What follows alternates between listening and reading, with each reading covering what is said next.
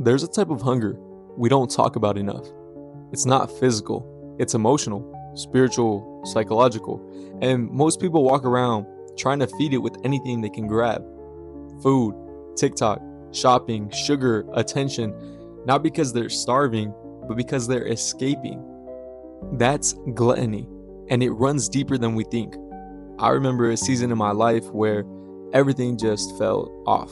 I was overwhelmed, stressed, and quietly anxious all the time, but I didn't face it. Instead, I distracted myself.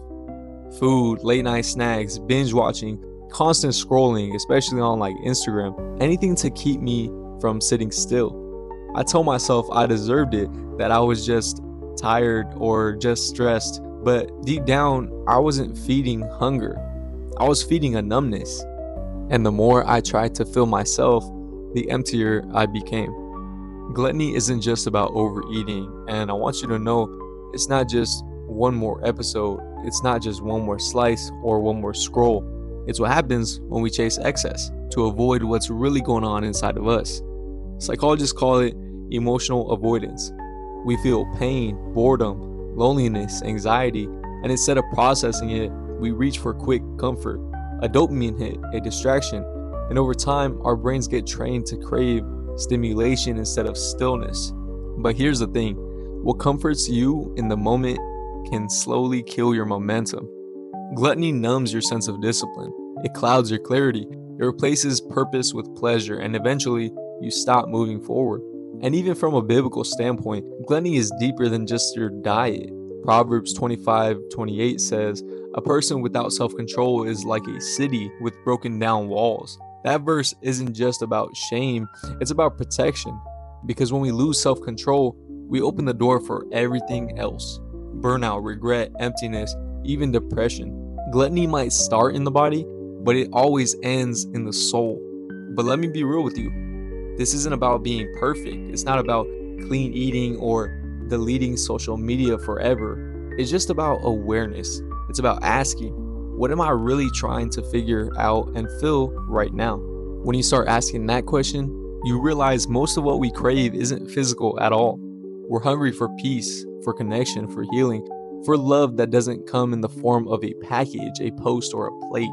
And that's where faith becomes real for me, because when I start turning to God in those moments of impulse, not to punish myself, but to pause, to be still, to just ask for help, that's when the cycle started to break. You know, this is primitive biology that evolved over many tens, if not hundreds of thousands of years. You see it in mice, you see it in humans, very similar types of pathways and effects. How is it that human beings who have plenty of fat on reserve and plenty of glycogen in their liver, etc., in other words, plenty of energy, why they would be hungry, why they would eat at all?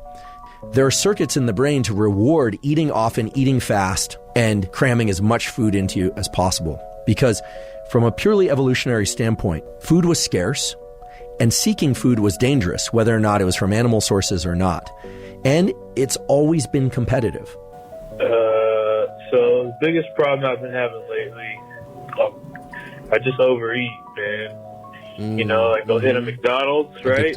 Oh. And then right after I'll hit Taco Bell.